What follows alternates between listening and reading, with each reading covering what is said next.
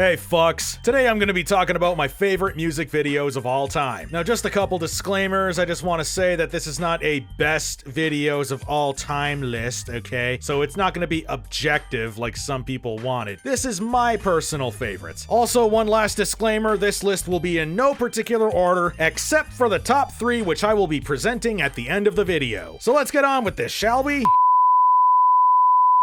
So up first in this list that is still in no particular order is Childish Gambino's music video for Heartbeat. I think this is one of the greatest visual representations of going through a breakup ever committed to film. The way I interpret it is that this car is a metaphor for Gambino's mind, and this girl that he supposedly just broke up with is in the back of said mind. He wants to move on and get over her, but he just can't help thinking about all the good times they had together, and all of those emotions just completely consume him to the point where now she's driving the car. I think anybody who goes through a breakup or divorce or anything like that can really relate to this video, and I suggest anyone who hasn't seen it yet to check it out. Gambino's a fucking mastermind.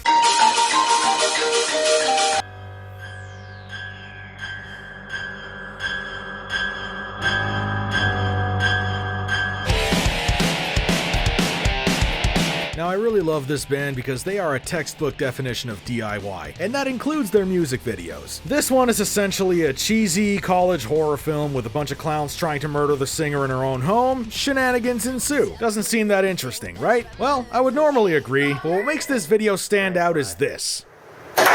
Whoa! Lead singer Sky Sweetnam got her face mashed up real fucking good by that fan, and you would think that she'd just want to pack it in for the night, right? Nope. Instead, she gets right back on set after getting stitched up and finishes the video with half of her hair covering the gash on her face. If DIYing a music video with a broken freaking face isn't metal as fuck, I don't know what is. That instantly makes it one of my favorite videos based on that alone, and the fact that it's a pretty entertaining short film disguised as a music video. Up next, we have Motorhead's video for When the Sky Comes Looking For You. This was the final music video ever produced by the band, and they went out with a bang. The way I interpret this video is that this Rob Halford-looking biker is a visual representation of the Grim Reaper, and he kills people at will throughout the video, like this poor little girl at the beginning who just wants to make her dreams come true, or these Motorhead fans playing poker at a bar. And that's what makes this video so effective, because the message this video is trying to send is that it doesn't matter who you are, death will come to us all. And when you consider the fact that Lemmy died 10 days after this video was released, I like to think that this death character is going after him next, even though Lemmy is immortal. Rest in peace, you magnificent bastard.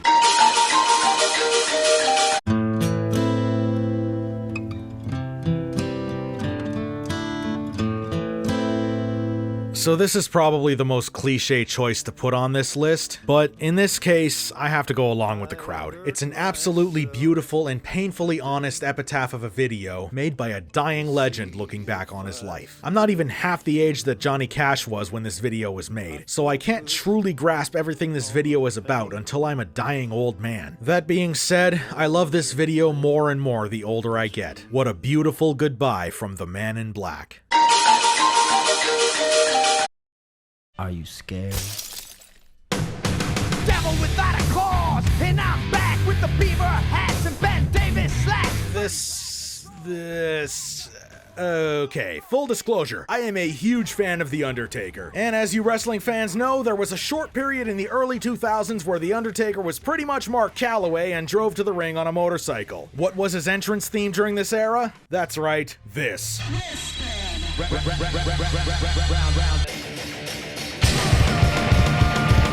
So I've always loved the song, and looking back on it, the video is the most America fuck yeah video ever made. It makes me proud to be an American, and I'm not even American. Oh, fucking America, motherfucker! Alright, in all seriousness, it was made in a much less divisive time where loving your country so outwardly wasn't really taboo. It is so unapologetically American that you could pass it off as a propaganda piece. Whether that's a good thing or a bad thing is a conversation for another time, but it doesn't stop this video from being the perfect early 2000s time capsule.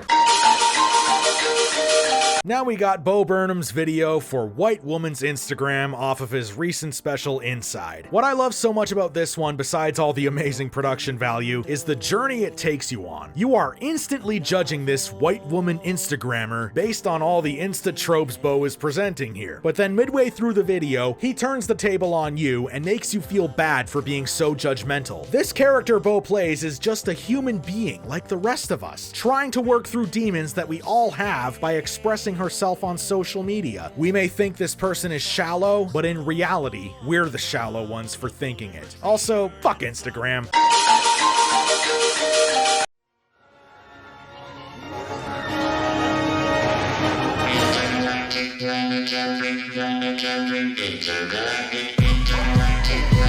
This is the only Beastie Boys video on the list.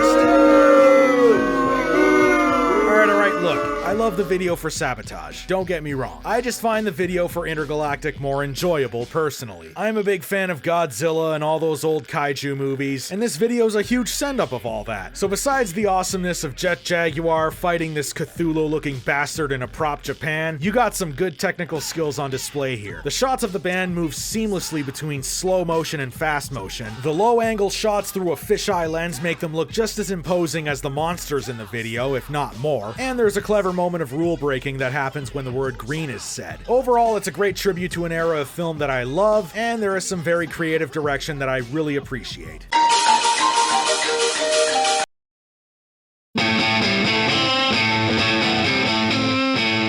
Fucking right. So this is Rage's most politically charged video in my opinion, which is saying a lot. It helps that Michael Moore directed it, and it also helps that this video shoot actually caused a riot which forced the New York Stock Exchange to close down early that day. I could also talk about the brilliant parody of Who Wants to Be a Millionaire, but what I really love about this video is Zach De La Rocha himself. He's presenting himself as if he was a politician, fake smiling for the camera as if he was running a campaign full of bullshit promises. They have never taken the piss out of the system better than they did in this video. There was also this thing that, you know, I'm just gonna move right the fuck on here. Who are you? Where do you come from? Are you listening to me? What do you want to do with your life? I want to rock. This is the most 80s video ever made. Anytime I think of Teenage Rebellion, I think of this. Anytime I think of grumpy boomers who can't stand that loud rock and roll music, I think of this. Anytime I think of Dee Snider, I think of that time he put Tipper Gore in her place. But I also think of this. I also love Mark Metcalf's performance here. The guy gave it his all and didn't care about absolutely humiliating himself on camera. Not much more to say here. This video is as iconic as everyone says it is.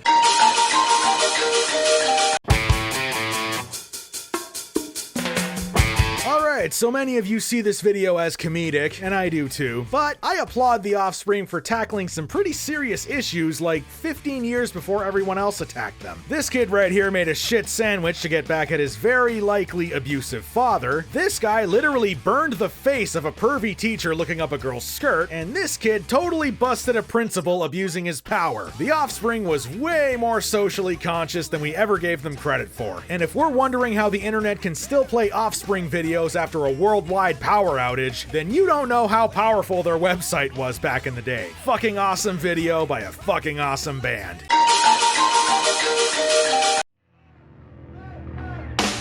Little pig left me in. By the hair of my chinny chin chin. This was a childhood favorite for me. Green Jelly made a song about the three little pigs and turned the video into a claymation masterpiece. I'm not gonna say much more because I find that a lot of people don't know about this one, but let's just say Rambo makes an appearance and totally fucks shit right the fuck up. I don't know why a movie character going through massive PTSD from Vietnam was turned into an action hero, but whatever, this video's fucking cool. And pure 90s MTV cornball perfection.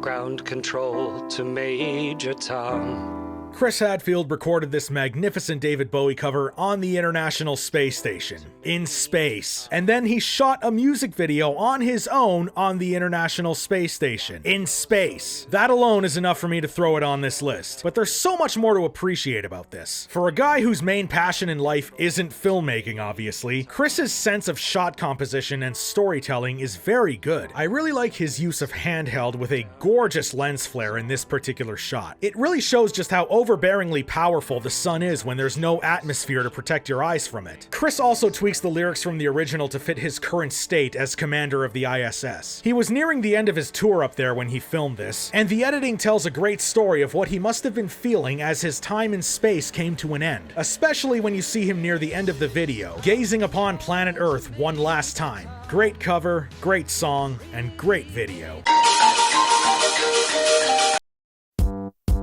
Everybody shut up.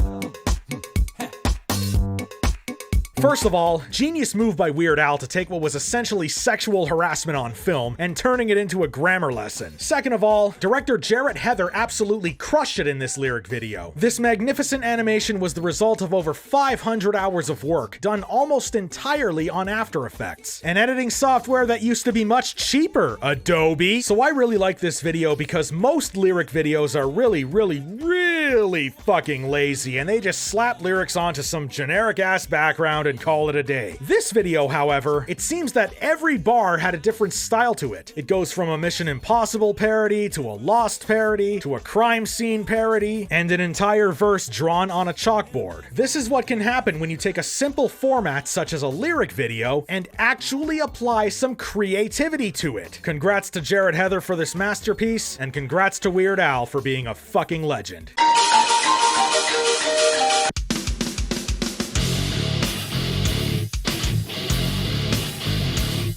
The video is all about showcasing Pantera's talents. You see that with all the macro shots on the instruments, and the slow motion effects that show just how powerful this music was. Like Word Crimes, this video takes a very simple format such as a playthrough video and applies some actual fucking creativity to it. They managed to make a playthrough video interesting enough to keep your attention for the song's 6-minute runtime. Rest in peace, Abbott Brothers. Two trailer park girls go round the outside, round the outside, round the outside. This video was championing geek and comic book culture a good 10 years before it became a thing. Deserves points for that, right? Also, I applaud Eminem for being completely ballsy here and going after guys like Elvis, Moby, Limp Bizkit, Dick Cheney. But my favorite part of the video is this. This was made not too long after 9/11 happened. Everyone was on edge and didn't really want to poke fun at terrorism. Well, Eminem did here, and it was fucking hilarious. And the whole ENN logo was icing on the cake. Thank you, Eminem, for having the balls to do things we couldn't. Thanks for utterly destroying MGK's rap career, too.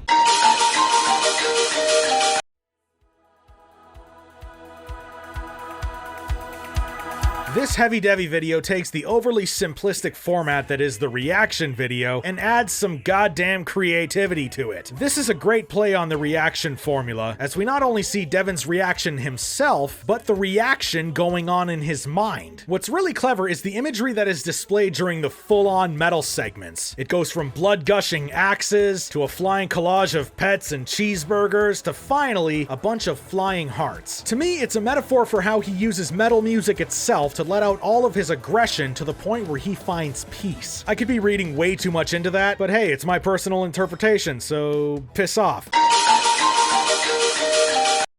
We're all living in America, America, it's wunderbar. Rammstein was going to be on this list eventually. Pretty much every music video they make is a masterpiece, and this one is no exception. The theme of the video matches the theme of the song perfectly. We are all living in America. When you see African tribesmen eating pizza, monks eating Big Macs, the point of the video is pretty much driven home, and it's as subtle as the bombs they drop on the Middle East. Outside of how much I love the theme of the video, I also really love the technical aspects, especially their use of the slow motion effect.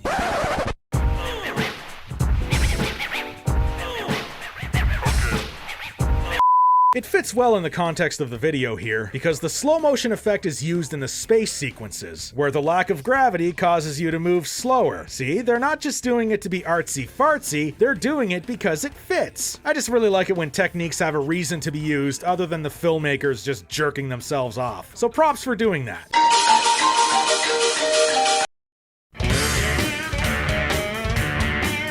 This is Toy Story on fucking bath salts. This is the cowboys from hell that Pantera warned us about. Why do I like this video? Well, because it's three guys dressed as plastic cowboys doing cowboy shit. That's really it. It's funny, it's quirky, it's creative, and it's exactly the kind of video that you would expect from a band as goofy as Primus. Not much else to say except for, oh my god, Les Claypool looks exactly like the Paul brothers here.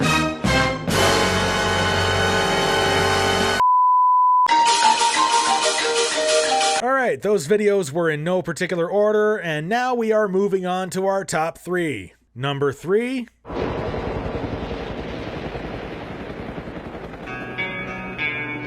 Has suffered massive and irreparable. This is the most simplistic video on the list. All of the movie clips in this video were taken from the 1971 film Johnny Got His Gun, and the band footage is nothing more than a glorified playthrough video. From a technical standpoint, there's really nothing special about the video. So why is it number 3? Simple, because of the emotion it brings out. The concept behind the song and the video is simply horrifying. Imagine being stuck without any limbs, without a face, eyes, nose, vocal cords, or anything to communicate with the outside world. You're basically just existing, so you're bound to spend whatever is left of your life in a strange spot between life and death. This is arguably the darkest, most depressing video ever made, and that's what makes it so special, because you will be thinking about it long after you're finished watching. Not bad for Metallica's first video, eh? But Mike, they sold out with this video. Oh, go piss up a rope, you fucking twat.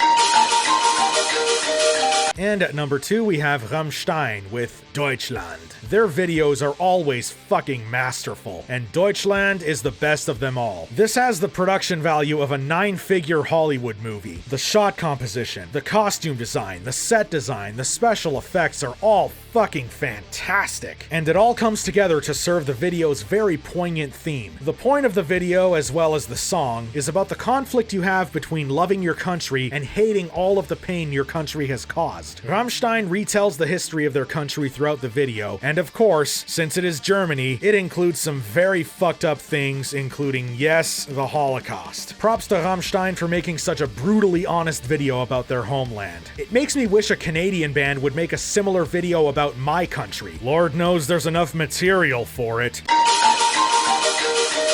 And now, my number 1 favorite music video of all time is... I guess I would say yes. I always wanted to be in the entertainment business without really realizing it. And I am now. Is the video groundbreaking on any technical level? No. Does the video have the production value of something Rammstein would make? No. Does the video have any memorable editing like in White Woman's Instagram or Word Crimes? Hell no. So why is this my favorite video of all time? Easy. The emotion. Like Metallica's video for one, it makes you feel something that no other video even dares to make you feel. The video follows a stripper/prostitute played by Ginger Lynn as she goes through a regular day with her daughter by her side. Throughout the video, we see all of the hardships she has to deal with, including living out of hotels, stripping at a cheap titty bar with a bunch of perverts watching her, putting her daughter to bed so she can go find a John to hook up with, and then getting raped while her daughter is in the closet. I really appreciate the video's blunt honesty about this kind of life. People who do this kind of work have no way out. I know this isn't the most popular choice for a favorite music video, but it's the video I connect with the most.